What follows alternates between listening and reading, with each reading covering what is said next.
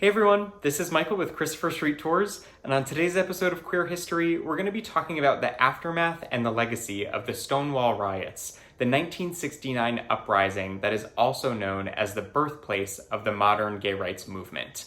This is part 3 of a 3-part series where we break down the Stonewall Riots into pre-Stonewall, the Knights of Stonewall, and post-Stonewall. Today, we'll be talking about post-Stonewall, but to learn about what happened during the nights of the riots, you can check the second part of this series in my last video. Although Stonewall is considered the birthplace of the modern gay rights movement, it's important to note that LGBTQ advocacy and activism did not begin at Stonewall. There are hundreds of years of advocacy and activism before this point, although it is important to note that what happened at the Stonewall riots was an important turning point for LGBTQ history and American history.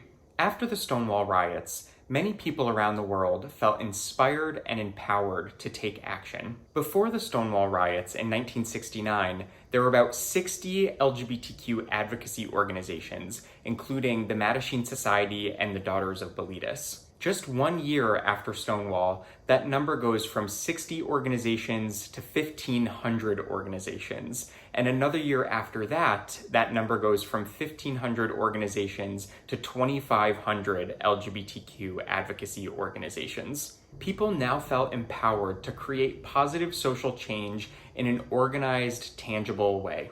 While previous protests before 1969 were seen as one-off, spontaneous occasions, everything that occurred after Stonewall was seen as part of a larger, unified movement, which would soon become the gay liberation movement.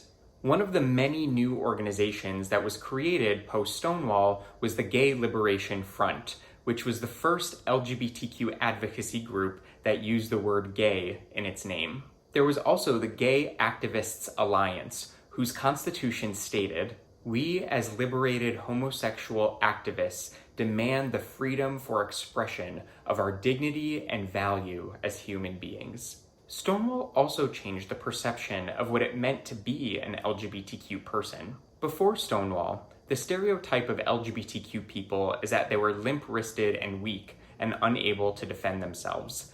But after Stonewall, LGBTQ folks were seen as powerful and strong with the ability to enact positive social change.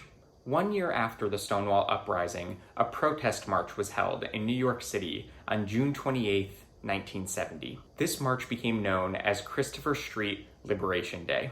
There were simultaneous marches that year in both Los Angeles, California, and Chicago, Illinois. The first march in New York City covered roughly 51 blocks, with folks starting down in the Greenwich Village and marching all the way up to Central Park. Within the coming years, Christopher Street Liberation Day spread throughout the world, with LGBTQ folks marching through the streets of their cities. This is a tradition that we still continue today, except most people know it now as Pride. In June 2019, we celebrated the 50th anniversary of the Stonewall Uprising, and this June of 2020, we'll be celebrating the 50th anniversary of the very first Pride, or Christopher Street Liberation Day. After the first Christopher Street Liberation Day, progress continued for LGBTQ folks. Because of all the LGBTQ organizations that were now in existence, the LGBTQ community finally had the people power to advocate for change. High-level reforms took place from the grassroots level to remove oppressive laws and policies that had been negatively impacting the LGBTQ community for years.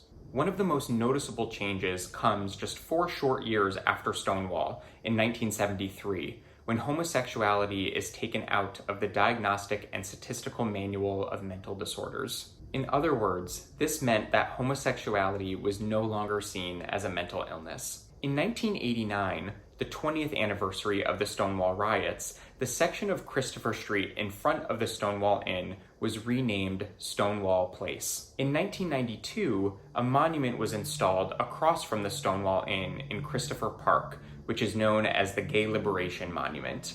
It shows 2 men standing and 2 women sitting, and it's meant to honor those that fought in the uprising. It is also considered to be the first piece of public artwork that is dedicated to LGBTQ rights.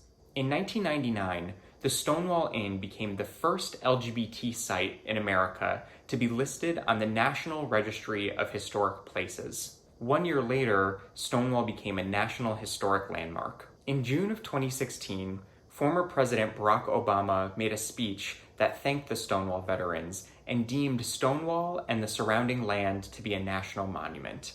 Today, people from all around the world continue to visit Stonewall and recognize its importance in global history. It continues to be a place of community, solidarity, and resistance. And that concludes our third and final part of this 3-part mini-series on the Stonewall Uprising. Be sure to subscribe to our channel below or follow us on Facebook and Instagram at Christopher Street Tours for more queer history. Until next time. Christopher Street Tours is an LGBTQ-owned organization. Our mission is to make LGBTQ history accessible and engaging, sharing stories and uplifting voices from those who paved the way before us. For more information and resources, please visit ChristopherStreetTours.com.